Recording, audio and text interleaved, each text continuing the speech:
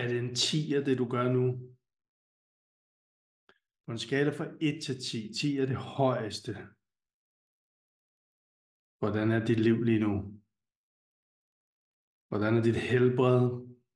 Hvordan er dit forhold, din forretning, dine penge, din glæde, din kærlighed, din energi? Er det en 10'er?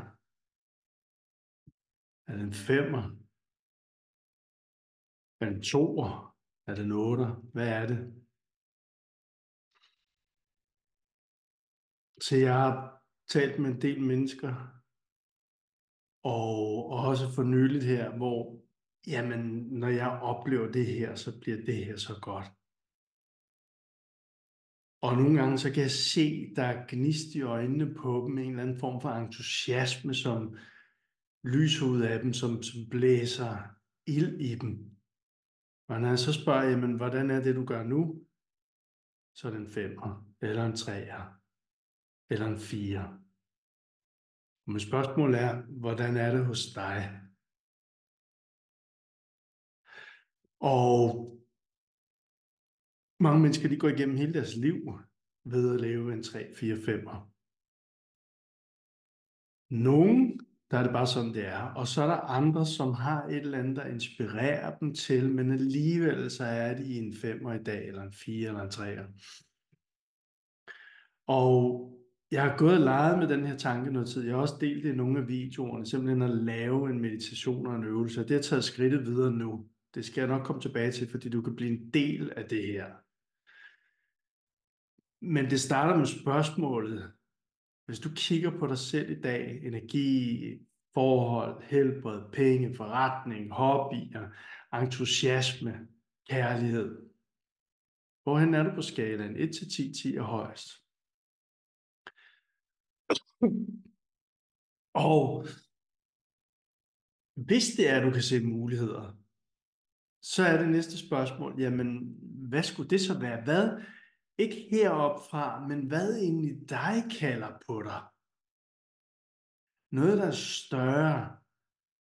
Hvad kalder på dig i forhold til dit helbred? Er det træning? Er det yoga? Er det badminton? Hvad det end er.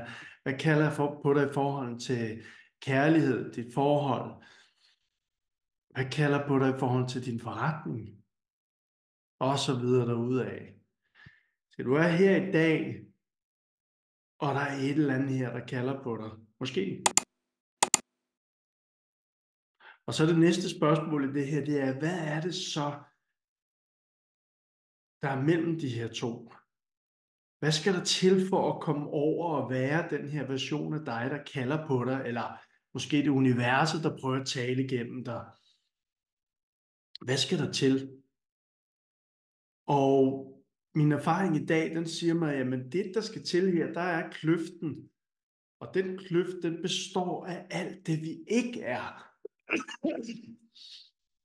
Og for at komme herfra og herover til, så skal vi reelt set give slip på alt det, vi ikke er. Vi skal give slip på alle de gamle oplevelser, alle de gamle energier, alle de gamle traumer, alle de ting, der har sat sig fast inde i os, som gør, at det bliver så svært og hårdt, det hele. Det, der tynger os nedad, så vi ikke kan komme fra den ene til den anden ende af grøften. Og som jeg sagde, jeg skal nok komme tilbage til det, men jeg laver i det hele pakken, så kommer der simpelthen, vi laver en øvelse. En øvelse med alt det her, for dem der er med, jeg tager dig igennem en øvelse for at finde ud af helt konkret, hvor du er henne i dag. Måske den bedste tid, du nogensinde har investeret i dit liv, for at finde ud af, hvor du er henne. Og på en helt ny måde er der noget, der kalder på dig.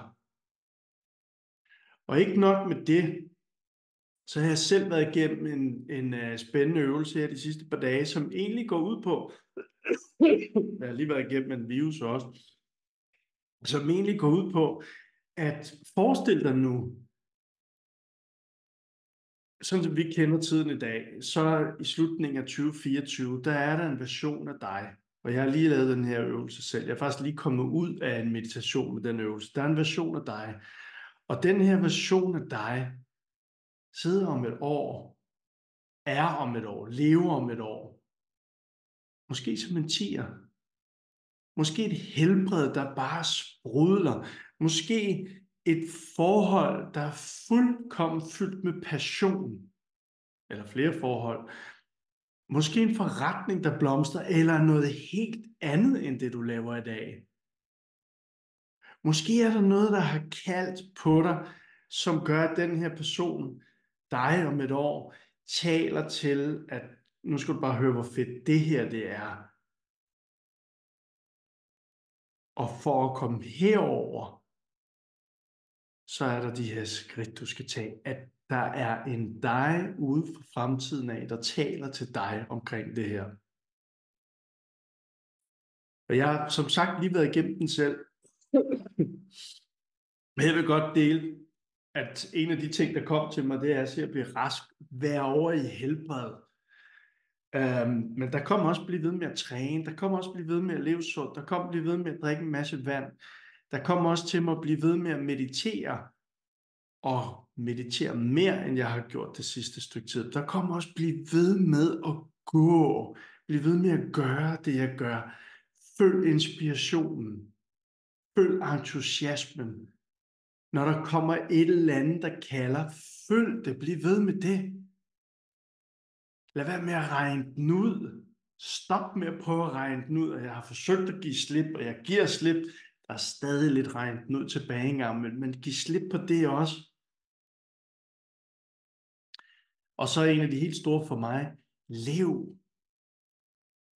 Så der er kommet igen og igen til mig her, den her gode gamle med, der er kun nuet. Lev.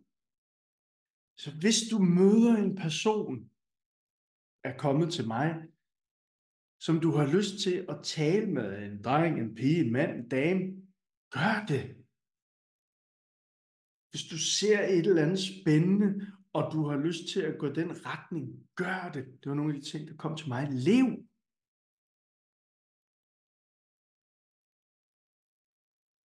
Træk den et skridt opad. Og forestil dig nu, at der er en version af dig om et år, som kommer tilbage og taler med dig nu. Hvis du kunne tænke dig at være med til hele den her øvelse, find ud af virkelig med dig selv, hvor du er henne i dag. Find ud af, hvad der kalder på dig. Igen, ikke heroppe fra, men hernede. Noget, der er større.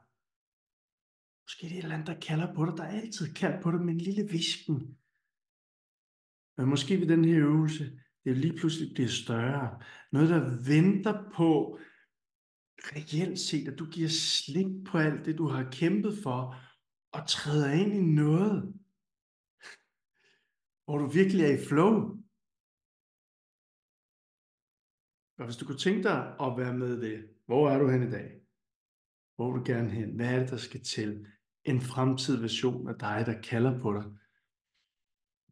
Så laver jeg den øvelse på mandag klokken 3 i det hele parken.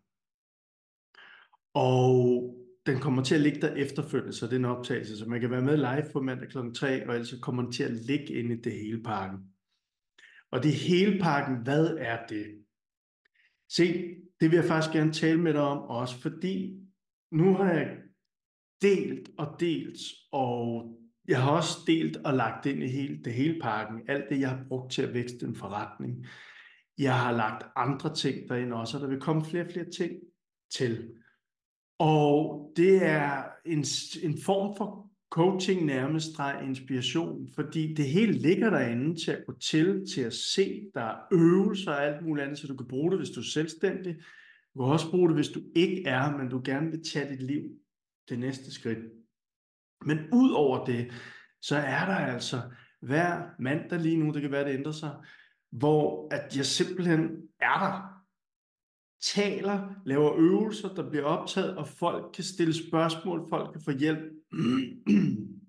Og i går havde jeg planlagt at lave en meditation, og så dukkede der en op på kaldet, og vi talte om nogle ting, og lige pludselig så blev det noget helt andet end forretning, og det endte faktisk med, at der skete en forløsning, og personen ender med at sige, jeg føler mig lettere nu.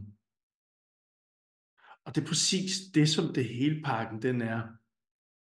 Og Det er altså til en pris, som man ikke engang kan fylde sin tank op, men det kan være det, der hele tiden, og det er min erfaring, at det er, det hele tiden kan være med til at tage dig det næste skridt.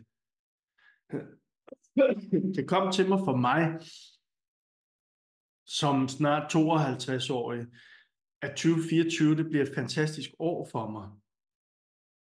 Og den her fremtid, Michael, som har sagt de her ting til mig, så jeg bare blive ved. Og vær med det, der gør ondt, når det er der for at slippe det fri. Nu er alle de ting, jeg taler om.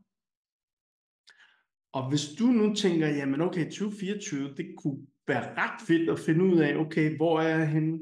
Hvad er det, der skal til? Og hvis vi tager det forretningsmæssigt, ja, men også den personlige rejse. Hvad er det, der holder mig nede, jeg skal give slip på, for at jeg kan begynde at flyve?